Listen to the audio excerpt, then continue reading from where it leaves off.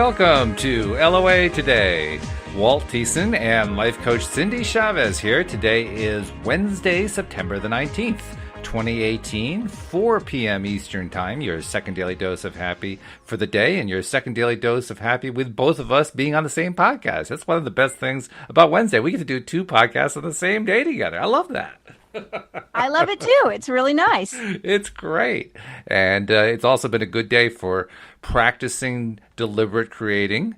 I've had plenty of opportunities to decide when I'm going to be deliberate creating and when I'm going to avoid deliberately creating, because I don't want to deliberately create that thing over there. Oh, yes. Yeah, well, that's the whole importance of deliberate, right? That's right. Exactly. Being deliberate means to deliberate, to think about it first, to say, no, I'm not going to do that one. Seriously. I know what you're talking about. And it's all part of the practice. It is. I love that word. I don't remember where I first heard you use that word. I think maybe when we were doing the special version of the podcast that we did for promoting on Facebook about money and the law of attraction. But I actually highlighted it because I don't know if you've seen it, but it was sort of like a half video podcast, because obviously anything you load onto Facebook has a video component. So I figured I'd put some still shots up and so forth. And one of the things I put up there was the word practice. When you said that, I had it spell it out like a typewriter kind of thing, because I really wanted to emphasize it. I like that. You have to practice. In fact, if you don't practice, you're basically setting yourself up for failure when it comes to attracting what you want to attract. So yeah, I mean, practice, I think it's one of the most important words. That and what we talked about this morning, when we talked about wanting it, you have to want it. You have to want it and you have to practice it, which kind of applies to anything in life when you think about it. Right? I was thinking about, so often when we talk about practicing, or like there was that little phrase that, I don't know about you, but growing up, I heard it, practice makes perfect. Yes. Which is, right, is like encouraging me to practice the things that I needed to practice. By the way, I found out that it was wrong. I was a piano player, and I proved adamantly that it is not true. You never get to perfect. Right, exactly. And yet that's the idea, is that we get better and better.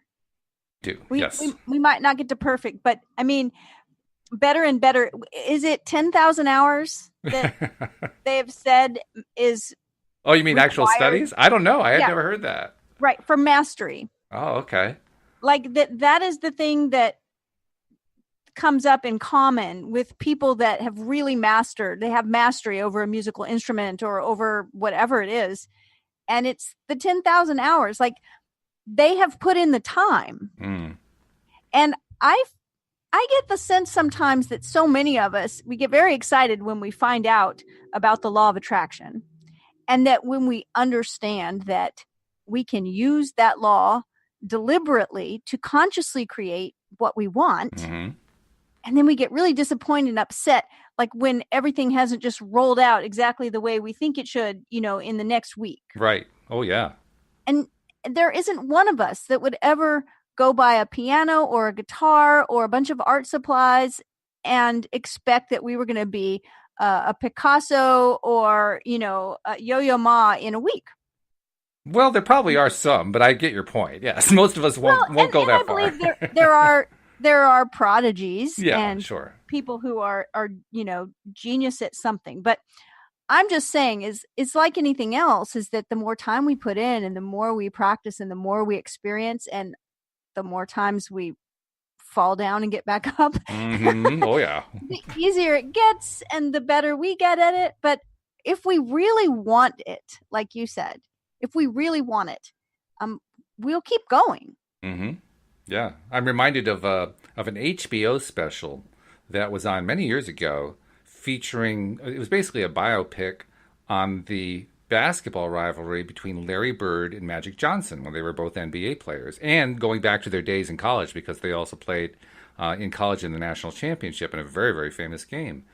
And one of the most fascinating parts of that interview was hearing each one talk about the other in terms of what it was like when they were rivals in the NBA.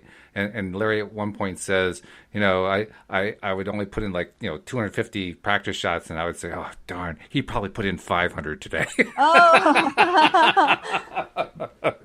I was wondering if you were going to say that they each looked at the other one as that, like, they're probably working harder than I am. Or, Oh yeah, yeah, exactly. In fact, they both admitted that they regularly checked the box score to see what the other one had done each day.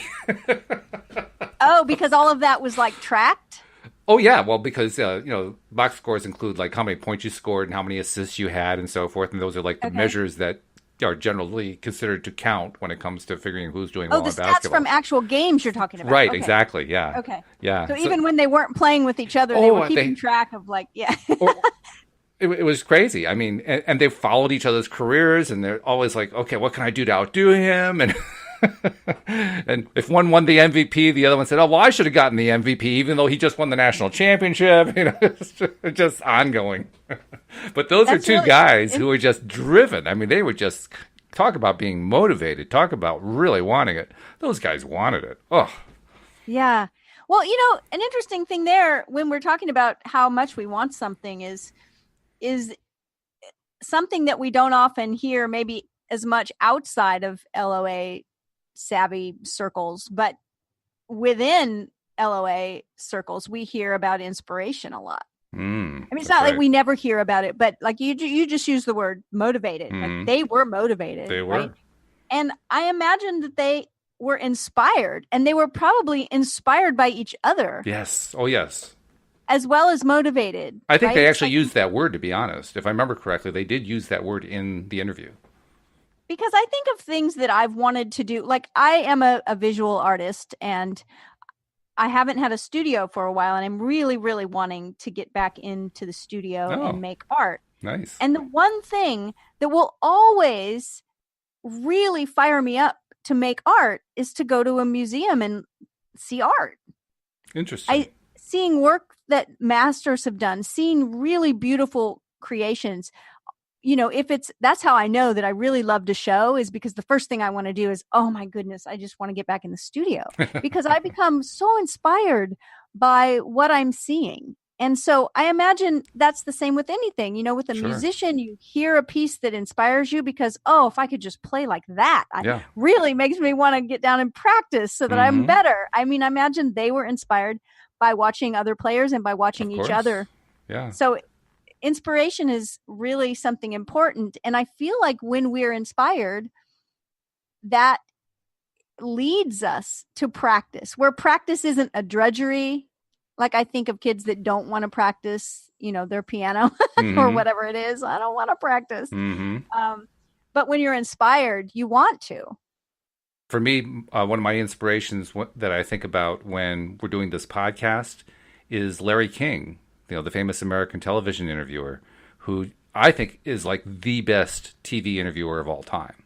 I mean, he is a master when it comes to getting the story out of whoever it is he's interviewing on his show. And I mean, I can barely even aspire to doing as good of a job he does. But that's who I think about. Like, what can I do to get like Larry King? Yeah, Barbara Walters. Oh, another good one. Yeah, sure. Yeah, Oprah Winfrey. Yeah, definitely. How can you leave Oprah out of that? Right. Right. People that you're right. And see, that's inspiring. I mean, that doesn't have the sense of like, oh, I got to practice. It's like, no, I want to do this more and more until I'm a natural at it, until it comes easy to me. And that's exactly the deal with law of attraction. So it was interesting. We both said before the call today, well, we've so far in our day had opportunities to practice. Very good ones. I have to remind myself sometimes what I hear Esther say occasionally about contrast. It's not something that we wish there wasn't any. Right? Because contrast is the thing that causes us to know for sure what it is that we want. Well, plus contrast is what makes life interesting. Yes, I think we'd all be bored to tears. Oh, God, if we yes. got everything we wanted the second we wanted it. Right. Exactly. We're very grateful that there's that little buffer of time.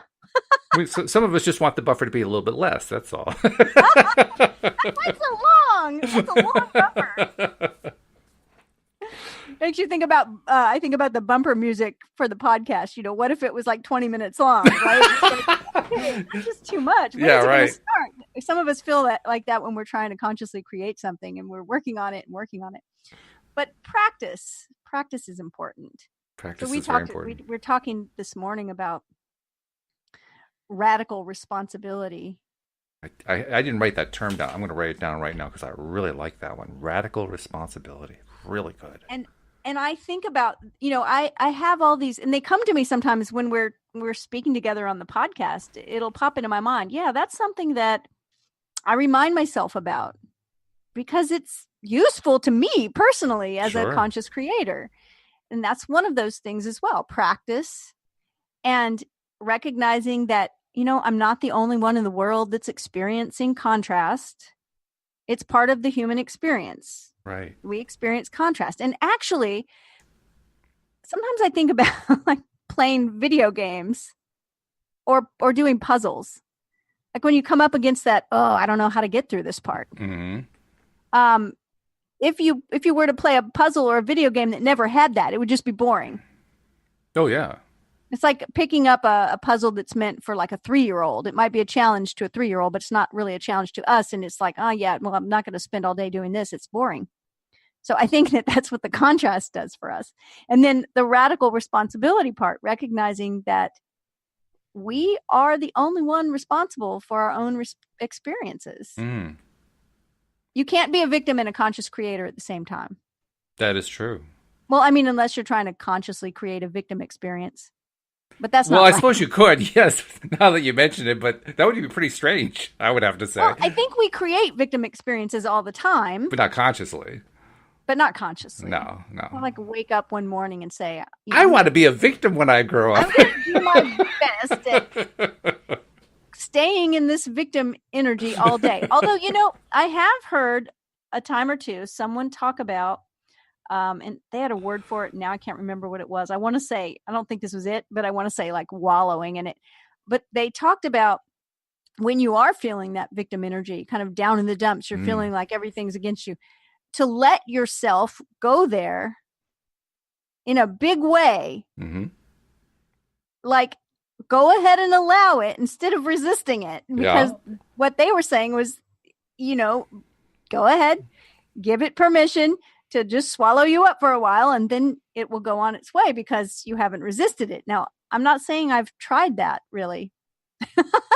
I'm not sure. I should try it the next time. I can't imagine you trying it actually, but who knows? I can't remember who said it, but they were actually saying, go ahead, throw yourself a pity party, like stay in your pajamas for half the day, like decide you're not going to, do anything worthwhile, just wallow in it.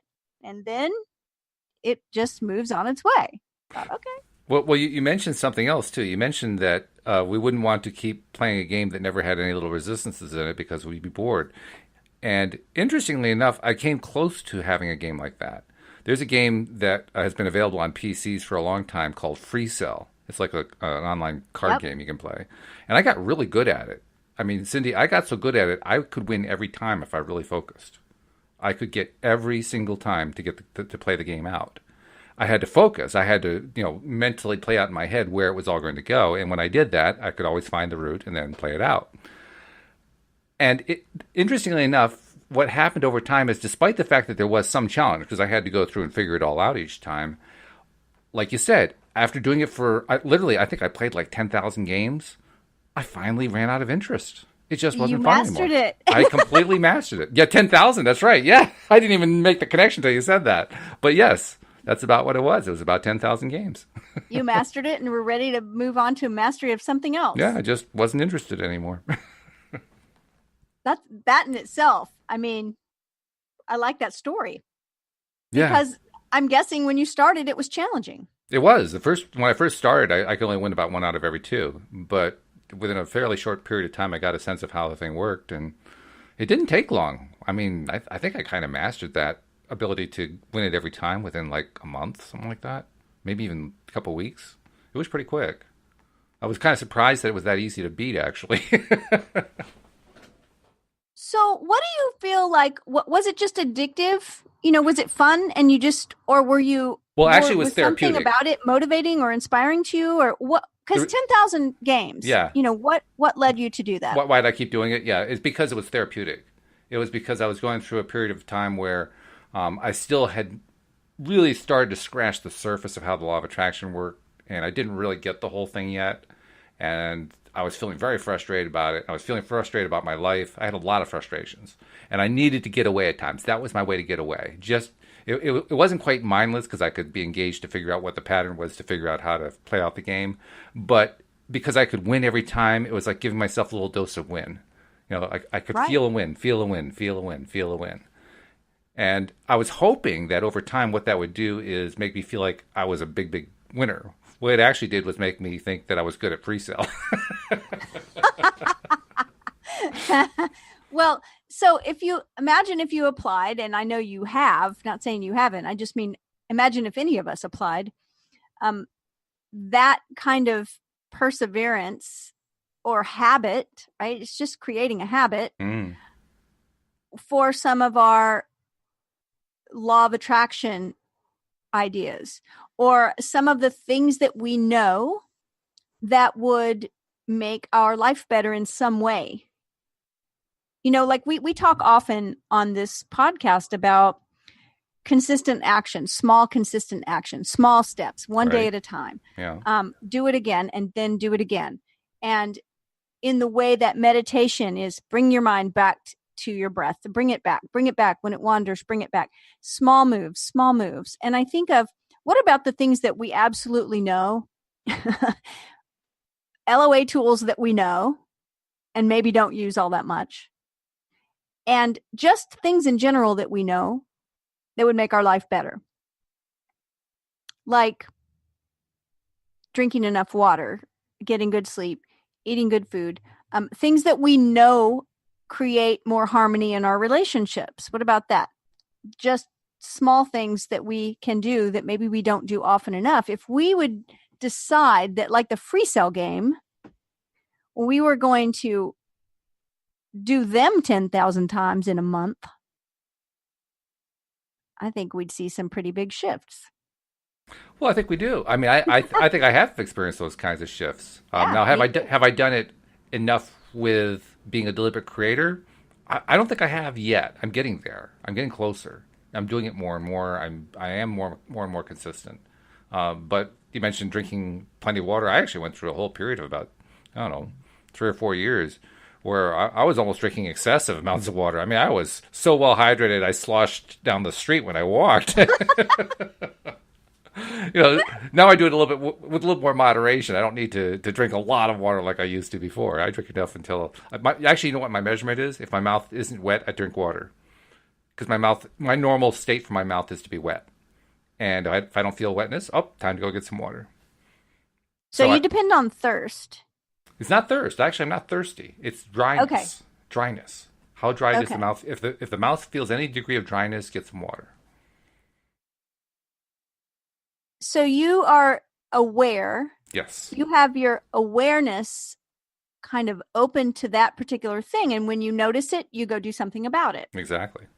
Yeah. And I think that you also have your awareness tuned towards emotional things and thoughts and ideas. I'm actually In, proud of the fact that I've made a lot of progress in that range because yeah. 20 years ago I could not have said that about emotions. I can say it now, but I couldn't have said it then. So Well, and that's a point of you've pride. also at some point, I don't know how many years ago, but at some point, obviously, learned the connection between, the law of attraction and emotions and feelings. And I learned it from Abraham.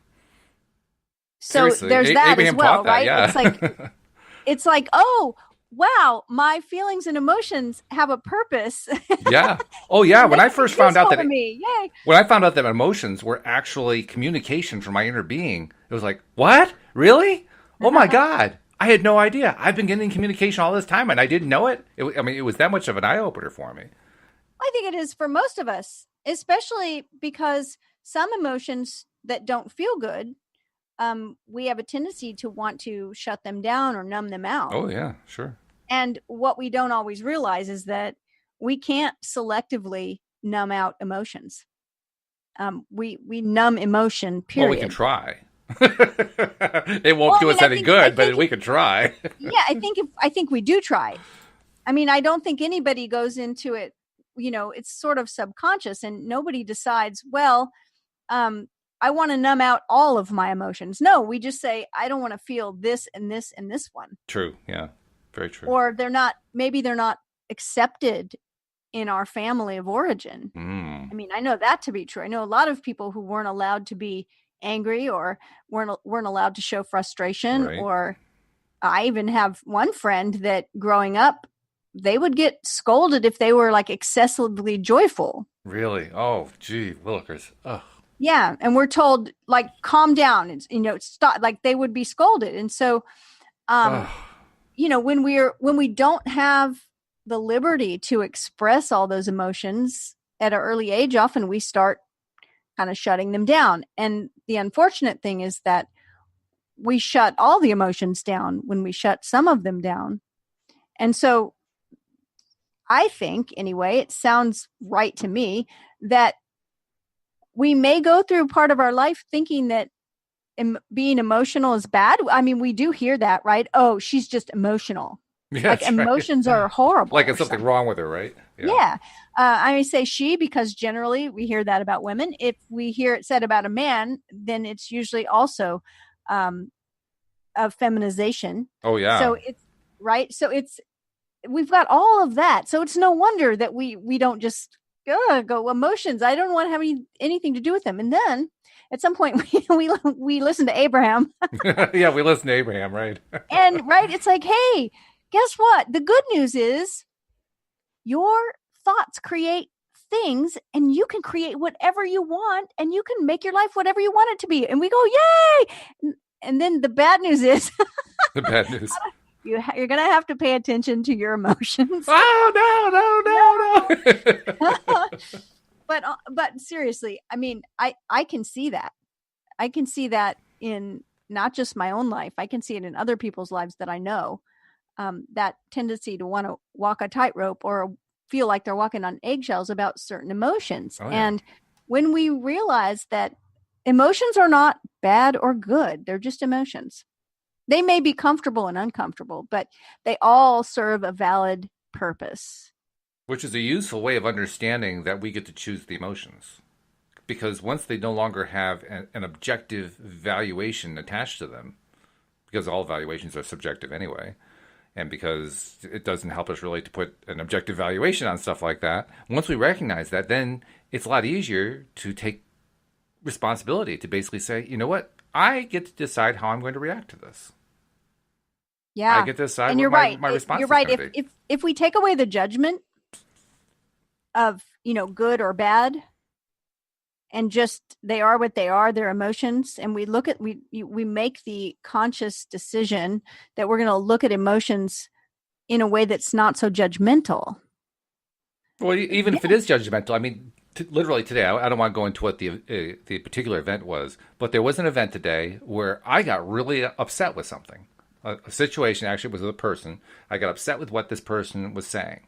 And it usually takes me a lot to get upset, but I did in this case. And from where I was sitting, I felt I was very justified in getting upset. But even in the middle of my upset, because of what I've learned from Abraham, I recognized that I was at that point in time choosing to be upset. Now, did it feel like I had chosen it? No, I felt like I'm just upset and I'm expressing my upset. And I'm really just very upset right now, very angry. So it didn't feel like I'd really chosen it. But once I recognized that I had chosen it on some level, boy, was it easy to get through it quickly. I didn't hang on to it. I was actually over it in about 2 minutes. And it was done. And what I mean when I talk about judgment, I don't mean that we're using our judgment and deciding which is which, right? Mm-hmm. And understanding, what am I feeling? Oh, this is anger. I mean the judging of, oh, this is bad. Yeah. Oh, yeah. Right. The judging that says it's bad for me to be angry or it's bad for me to feel frustrated, and just understand why it's happening. Mm-hmm. It's always connected to some value that we have. Like, I don't know what your situation was where you felt angry, but I pretty much can guarantee that there was some value that's important to you that wasn't being honored. Oh, definitely. Yeah, there's no doubt about that at all. So when we understand what our values are, and we also understand that not everyone else has the same values that we have, It doesn't make our values better. It just makes our values right for us. And they may seem really logical why we value certain things. But if we respect, our own value judgments and recognize that, oh, this is why this is so uncomfortable for me. I have a really strong value around whatever it is. And I get to choose how I feel about this situation and this conversation or this whatever circumstance. Then, yeah, it's a little bit easier to let go of the charge around it. Exactly. Yeah, because when you can let go, then that's when you really do get control. That's when you do get the ability to choose. I mean, once I was able to just let go of that initial charge of frustration, it was really easier for me to choose what I really wanted to choose, which was I'm just going to relax about it. It really isn't a reflection on me anyway. Right. Even the energy with which you said that felt so much more relaxed. Right? Oh, very, yeah. And that's that's what it felt when I actually said it to myself too. It literally felt that relaxed. Yeah. So I would like to do something. I know we usually kind of do a few announcements. Yeah. And I want to add an announcement, but you got to help me with this. Okay. Well, you go first, and I'll fill in the gaps. How about that? Okay. So what I was thinking about was that we've been making the announcement that we'd love to have our listeners who listen live call in. And I still would love to have that. If you're listening live and you want to chime in or just say hello, we'd love to have you call in. Oh, it's so much fun when that happens. It's so much fun. The other side of that, though, is recognizing that, number one, not everyone listens live. I mean, it is a podcast. This is true. Right? This is true. So it's personal on demand. You get to listen on demand when it's right for you. So exactly. I get that. And so you might not be listening live. And I know we also have people all around the globe. So there are many people that they're listening while we're not even awake. And so since might not be listening live, and also that you might just not want to be speaking up on the air. Yeah, sure. I would love it if you have any questions concerning law of attraction or concerning your specific circumstance, especially for me, especially in the area of relationship, because that's one of my areas of expertise. But law of attraction, anything. And if you want to remain anonymous, you can ask us not to use your name. And we won't. Or decide a name that you'd rather be called. Yep. And just send your question and we'll address it on the air. I would love to do that. And I just wanted to make that offer because I feel like sometimes when I listen to people that are knowledgeable about something, sometimes I wish I could ask them a question. Yeah. Right? Or it doesn't even have to be a question. It could also be a comment. I mean, you hear something and it makes you think of something you want to share. Yes. Send a note about the thing you wanted to share. If you can remember what the context was, that makes it easier for us to tie into it. But either way, send the comment. I mean, we love to share comments. So I believe there's an easy way that people listening can do that on the website, yes? Yes, there is a contact form on the website. It's just one of those little simple forms where you fill in name, email, and what your message is. And we'll keep all that confidential if you want us to. And it's real simple. You can also contact and reach out to us via the social media, the major social media. I haven't actually checked Twitter today. I should probably do that. But I was checking Facebook. I didn't see anything on Facebook. So either one of those are good places to reach out to us. In fact, while we're talking, I'll just go to Twitter and make sure there's nothing there waiting for us. But I mean, social media is also a good way to do it. But if you want to be most direct about it, definitely use the form or just send an email. I mean, my email address for the show is very simply walt@loatoday.net. You can just send an email there and I'll get that. That would be great. Yeah. And that makes it real simple. And now for our regularly scheduled announcements. Yes, we have regularly scheduled announcements too. And we love these as well because they directly relate to our listeners. First and foremost, if this is something you've only been listening to a little bit and you haven't become a subscriber, what are you waiting for? Come on, join the fun. We'd love to have you be a subscriber because when you're a subscriber, well, first of all, you get all of the episodes of every single episode that we do. We do 11 of them a week. You get them all coming right to your smartphone, which is really cool. But the second thing is when you're a subscriber, you never miss out on anything. You can actually do binge listening. I had never even heard of binge listening until we started doing the podcast. But there are people who binge listen. I guess it's kind of like when, there's like a favorite TV show and you watch, they're doing a whole series of 5 years worth of that TV show in one weekend or something like that. I guess that would be kind of the equivalent of it. But we have binge listeners, and I'm so proud of that. I like it too. I think it's fabulous. Now, the other thing that we want to remind people of, and this is particularly for our existing subscribers, especially the ones who've listened for quite some time, but really for all of our existing subscribers, we're constantly trying to reach out to more and more people who have not yet heard about LOA Today. And so we've been running a campaign for the last couple of months asking people who are our listeners to just post something on their favorite social media channels about loatoday.net so that other people find out about it. And people have been doing it. Our listeners have been putting the word out. And I'm just hoping that not only they continue, but more who haven't done it yet do it, because it's really paying off. We are getting big boosts in listenership, and I want to keep growing that. So if you've been putting out messages, thank you. And please keep putting them out there. Just little tidbits, little tweets or Facebook posts that say, I was listening to loatoday.net, whatever.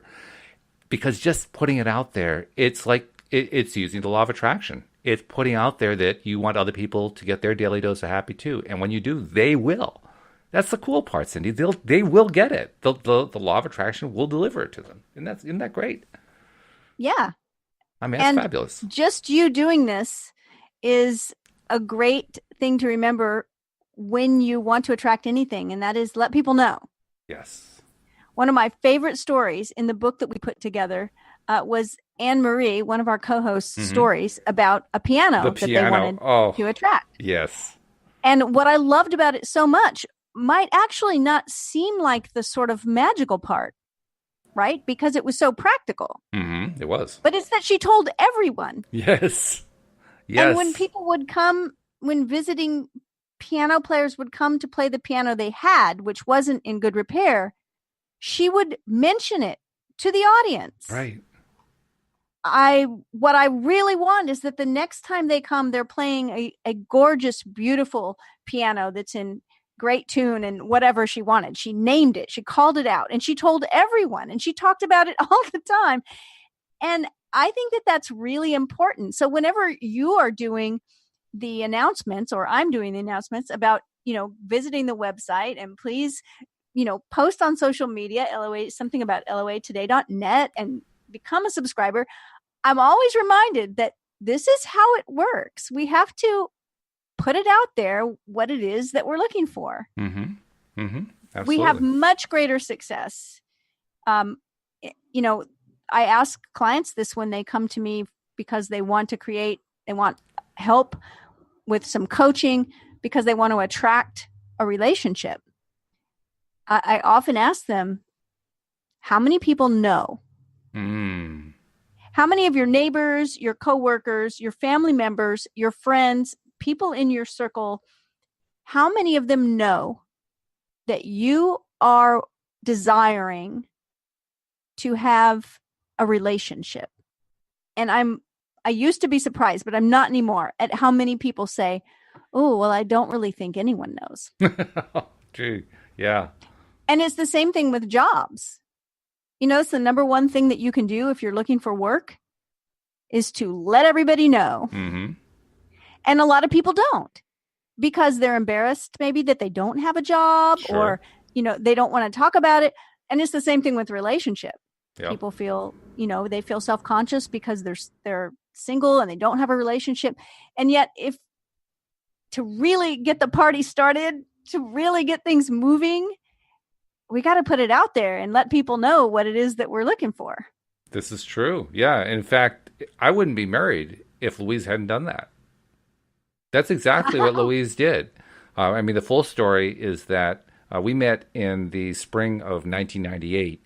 Excuse me. In November of 1997, her cat of 16 years, Shadow, died. And, so it was kind of a rough time for her. A few months after that, a number of her friends and coworkers started asking her, are you going to get a new cat? And without even blinking an eye, she says, no, I'm going to get a husband. And from that point on, she starts asking around, do you know of any healthy single men? And I don't know how many people she asked, but she asked a lot of people. And finally, one day, she asked one of her coworkers, somebody she shared office space with, when in the office where she was a therapist, and this friend of hers knew me through the swing dance community that we were both members of, and to this day, I still don't know why she thought of me, because literally she knew of hundreds of men who were swing dancers. She had parties where huge numbers of people would come over, so it's not like she lacked people to think of. She had some, but for whatever reason, she thought of me. And I'm very grateful to her for that, because that's how I met my wife. Because you're a match. I am a match to her, definitely. And I feel like, there's this saying, it's actually from the Sufi poet Rumi, right? That says, what you seek is seeking you. Okay. And I think that's why. Yeah, I think so. Because you were a match. That's why she thought of you. Even though she knew so many other people that would just fit the basic description, a healthy single man. But she thought of you because energetically, maybe she did or did not recognize it, but you were a match for your wife. Yeah. And that's what I mean. It's like when we put it out there, I remember one time, my printer had broken, and someone had called me somehow for something, and then found out that I did some editing and some proofreading. And I don't even know how they knew this or what conversation we had, but they told someone else to give me a call. The person said, look, I'm putting together this. It was like a pamphlet for some city thing that they were working on for their town, whatever it was. And I can't remember, some kind of directory. And they said, we need somebody to proofread it and help us edit it, just do some editing. And we're willing to pay you to do it. And would you be willing to do it? And I was going to need a printer, and my printer had broken, and I didn't have the money at the time for a new printer. And I was kind of embarrassed to say, I don't have a printer. Oh, yeah. Because they needed a printer and a fax, right? And I didn't have either one. Mm-hmm. And I was I didn't really want to say, but I knew how this stuff, I was learning how this stuff worked. Mm-hmm. And I said, well, you know what? I don't have a printer and I don't have a fax. It's broken and I don't have a way to get a new one. And 30 minutes later, somebody that knew this person, they had talked and they called me and they said, hey, we have a printer and a fax that we don't use anymore. And it's only like 2 years old. And can we bring it to you? Oh, my goodness. Wow. And what's funny is that when I think back to that period of my life, there was like a 6-month period of time where things like that felt like they were happening every single day. It was like, if I just spoke the word about it, someone showed up with it, But I realized that I was talking about what I wanted and what I needed. So I think it came back. Wonderful habit to develop. You got exactly what you were talking about. I mean, I'm not even sure if you even put it out as a request, but the universe certainly interpreted it as a request. Yeah. Yeah. So it's like, that's one of those basic practical things that will be really useful if we'll just remember it. Yeah. Yeah. Well, we were talking earlier today about, and I think we were talking yesterday too, about how, and also Wendy and I were talking about this, about how when you're putting out a request, it isn't just necessarily a request that you consciously think of, because everything that we're doing is a request of one kind or another. And the feedback that we're getting in the terms of emotional response and the events, the contrasting events that lead to maybe not so happy emotional responses, all of them are basically indicators of what's going on in our own thought processes, what's going on in our own minds. And those, I'm kind of losing my thought here, so you'll have to help me get back to it. The vortex is basically where I'm going to. That all this stuff is there. It's already built in. It's not like you have to go out of your way to ask for it. You're just the fact that you experienced this thing and said, I don't like that, that turned into a request. Like, I want something else besides this. Yeah, right. And, talking about that, something you just said reminded me, the idea that you said it's already there. The things that we want, they're already created. Yeah. Which is bizarre. It's such a weird concept. I mean, the first time I heard that, I said, you got to be kidding me. It's really weird. But they're already there. And it's just a matter of us seeing them. So we have to be willing to see nothing else. That's the hard part, because we're so used to depending on our five senses and the things that we think are reality all around us. And we have to be willing to recognize that those things we desire, they're right there. What we're seeking is also seeking us. What an interesting idea that is. What we're seeking is seeking us. You know, one of my earliest mentors said it to me a different way. He said, what you desire also wants something of you. Wow. The thing you want wants something of you. And the reason why I think that's such an interesting way to put it is because all of our experiences are directly connected to our identity and our sense of self. Okay. So if we see ourself as a certain thing, all of our experiences will line up with that, right? So as far as the thing I want also wants something of me, I often trying to think of a good example of that. Maybe somebody wants to write a bestseller. Okay. And what they think, though, consciously or not, but some idea that they have is, oh, well, if you're a best-selling author, then that means that you're on tour, going to book signings all over the place, like 24/7 for most of the year. Now, I say that not because it's true. It may be true for some authors and not for others. But I know I went to see David Sedaris do a book reading, and he literally stayed at the bookstore. At the time, I had a friend that worked at that bookstore, and she said the line was a mile long. They locked the doors at 11 p.m. when the bookstore normally closed, but they didn't make anyone leave, and he stayed and signed books till 3 a.m. Oh, my goodness. He would go to his hotel, and the next morning be on a plane to the next city. Wow. He talked to every person that came. Wow. He talked to you. He signed your name in his book. He also would write really silly things in the book and sign it and then go to the next person. He was not just whipping out books with his name and just handing them. No, he made contact with every single person. Wow. Okay, so if that was like one of the few book signings I've gone to. So I may have an idea in my head about being a best-selling author that, I don't know if I'd like that part. I'm not a night owl. I don't like travel. No, I do like travel, but I'm just saying, right? I'm running a script in my head. And so if that's not the identity that I'm wanting, yeah, I may, even though I say I want to be a best-selling author, I may do things that actually are not leading to me being successful in that area, because the payoff is if I don't become a best-selling author, I don't have to do that. It kind of reminds me of the question you asked earlier this morning. I don't remember the exact question, but the gist of it was, do you really want to be a best-selling author? Right. So here's where I'm going with it, is that what I want to be a best-selling author, it wants something of me. Yeah. Namely, my identity is going to be that, and it's going to involve the things I think are necessary.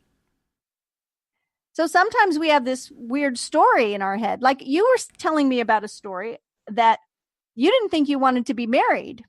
Right. Because along with marriage comes the opportunity to have arguments and disagreements and breakups and and divorce, right? It's like, that's the way that ends up. I don't want to go there.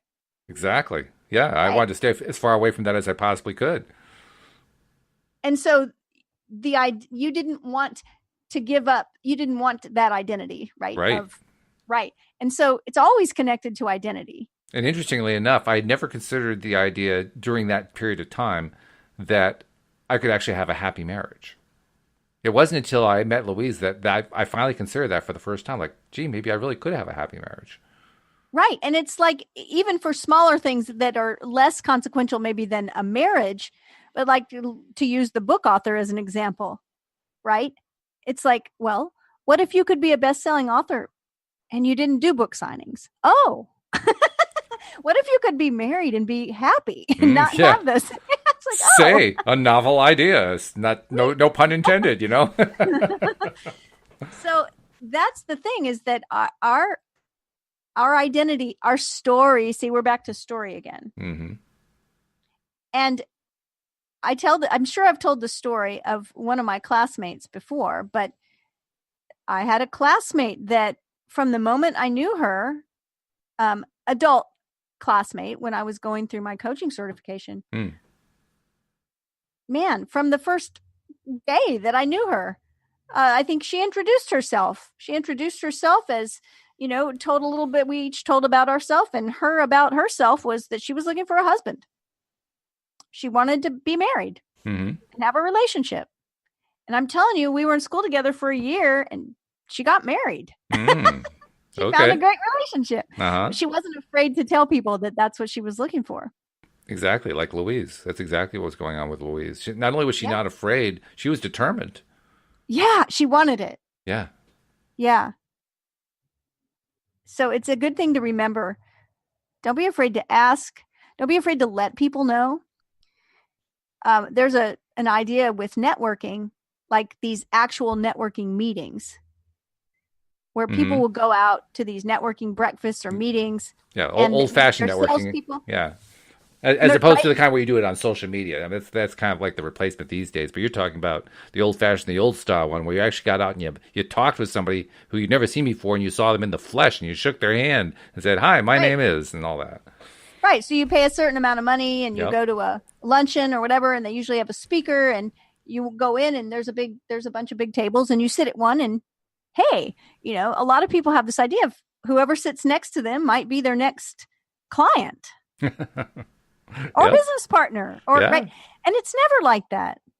It's like looking at the whole world as connections and that the universe works through other people. So it's not that I might meet somebody today that becomes my husband or becomes my client, although, we can and we do. Mm-hmm. But it's that the more people that we meet and the more message that we put out that we're looking for a certain thing, the more connections can be made and the more avenues the universe has to work in. And I have to honestly say that was a concept long before I heard about the law of attraction, that I was presented with that concept and I just simply flat out didn't believe it. I mean, really, it just, at that point in time and throughout most of my young life, I would have said that my mind was scientifically oriented. You had to prove stuff to me. If there was not an obvious connection that would make something true, then I dismissed it. And that was one of the things I would dismiss because I couldn't see how those connections would work. And so I figured that was just, the figment of some imagination of some guy who was writing a book that he wanted to sell. He was trying to convince people of this nonsense thing that, if you go out and do your networking and, then, magically you're going to get clients in the long run, but you won't know where they're coming from. And I'll say, yeah, right. So what else do you got to sell, right? That's the way I felt. I'm always surprised, and I don't know why, because it's how it works. I shouldn't use the word surprised, maybe delighted, because it's always like so great.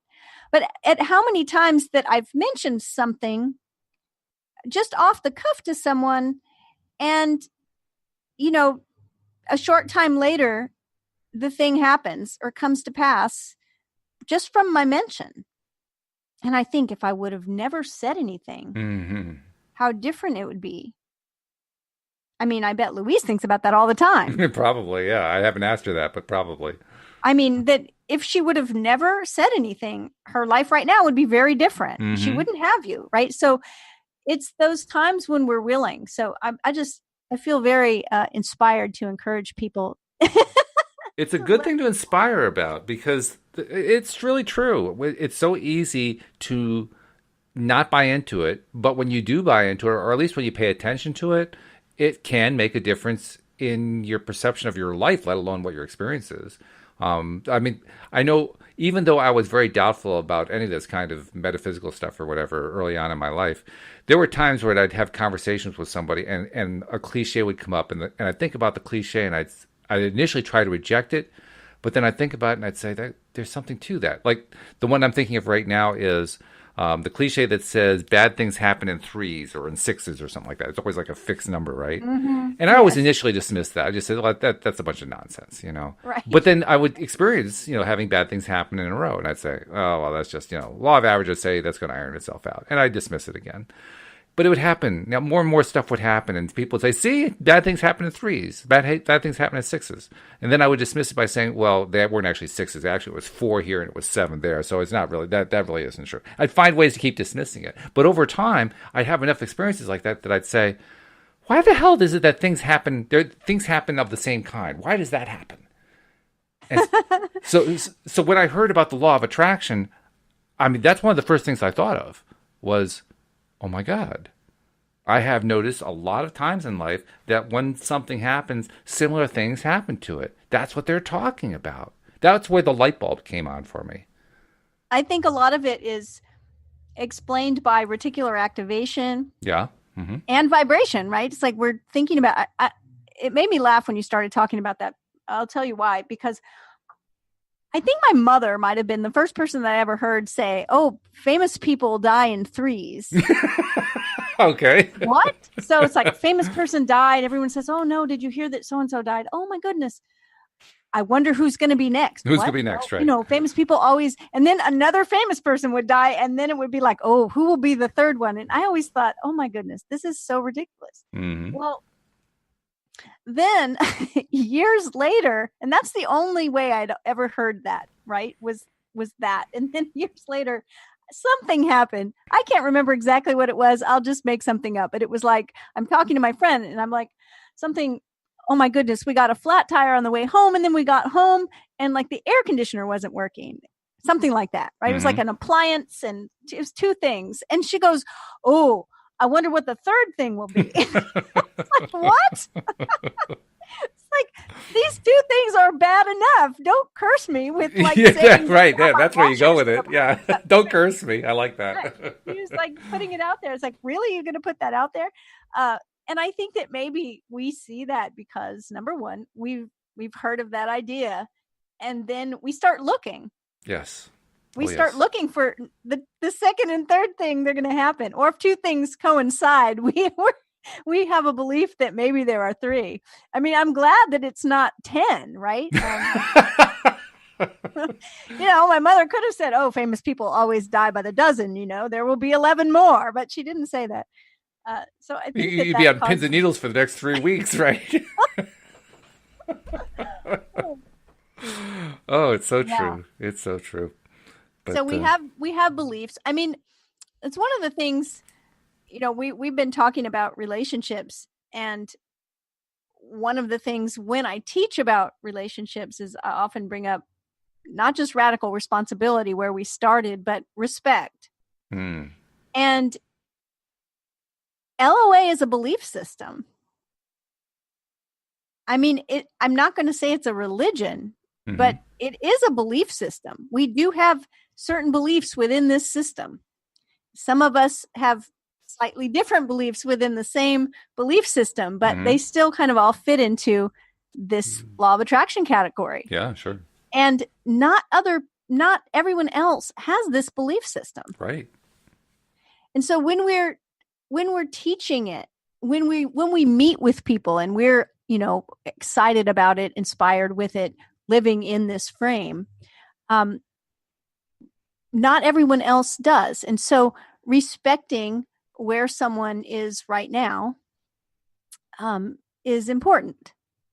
And it's not always, they may hesitate, you know, to really jump into our conversation with our language.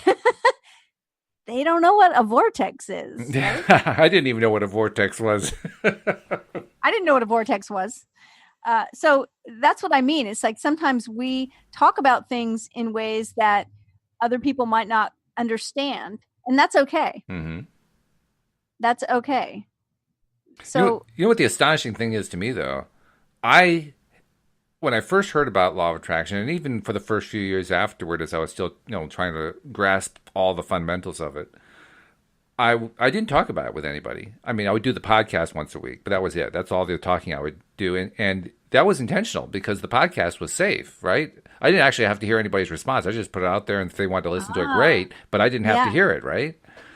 Well, over time, I relaxed about that, and the big surprise for me was on those occasions where I started to kind of, you know, let my hair down and let people know I was interested in this stuff, I didn't get any pushback. I mean, I thought I was going to get a ton of pushback. I didn't get any at all. Usually it's respectful silence, anywhere from there to interest to, oh, yeah, I've heard about that, or, oh, yeah, I've read about that, or whatever. I'm like, oh, my God. I can't believe how receptive people are in just, I'll meet somebody for the first time, or maybe it's an old friend from years ago or whatever, and it's like, oh, yeah, that's interesting stuff. I'm thinking, really? Wow. I really did believe I was going to get a whole bunch of skeptics, and I didn't get them. I think one of the great things for the world, actually, and for us, related to law of attraction, and that what you're talking about right now, is the internet. Yeah. The internet has allowed us to facilitate knowledge and a wealth of different ideas so quickly and so widely. Well, that's what made The Secret such a success. It was the internet. Right. Yeah, that's a good point. So that's, more people know about it, and more people know other people that are comfortable with it and that believe it and act on it. And so it becomes something that's not so weird. And I want to clarify one thing. I said I got no pushback. I have gotten pushback. I mean, I definitely have gotten pushback on it. I guess what I meant to say is I didn't get anywhere near the amount of pushback that I expected. Well, I think it's a good example for what we were talking about earlier about feeling self-conscious or embarrassed or not confident, about letting people know what you want. Mm-hmm. And I know that's really broad to just say what you want, but I mean that. I mean, it could be related to all kinds of different things. We all have different desires. In fact, what I wanted in this case, I wanted more people to talk to who were interested in the law of attraction. That was the true want. I mean, I may have doubted it, and I did doubt it, that I was going to run into those people, but that's what I wanted. And so you might have doubted it, but you took a big step to put it out there in a big way. Maybe it was just you at first, and you didn't have to deal with, the expectation of I might have to hear what someone else has to say, but look where it led you. Oh, yeah. Yeah, it led in big ways. And in fact, I was the one who kept opening the door, for sure, because it really started. I mean, we started with Louise and I doing it together. We did a couple of them together. My brother and sister-in-law came in for a couple, and then they kind of lost interest, and I started doing some interviews because I wanted to keep going with it. I was enjoying it. And it was that interview process that was the beginning of my desensitization to being worried about the pushback. Because if you talk to enough people who are into the same thing, you don't worry about that so much anymore. Right.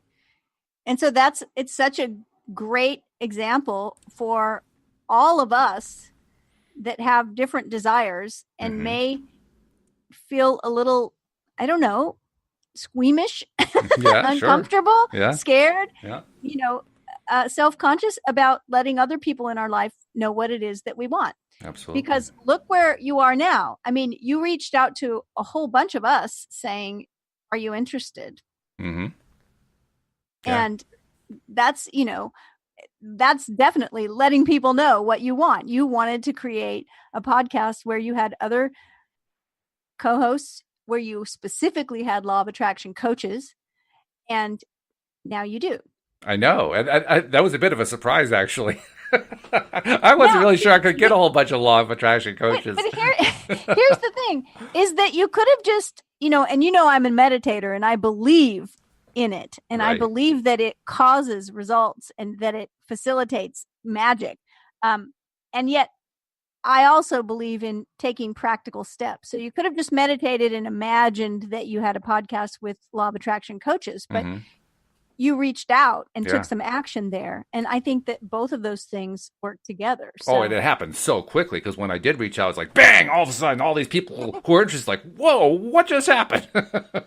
Right? So don't be afraid to reach out. Absolutely. The only thing I'm afraid of is that we've run out of time, so we'll have to do this again some more. Yes. I will be back next week. I am so glad to hear that, and we hope that you'll join us next time as well here on LOA Today. Goodbye, everybody. Bye, everyone.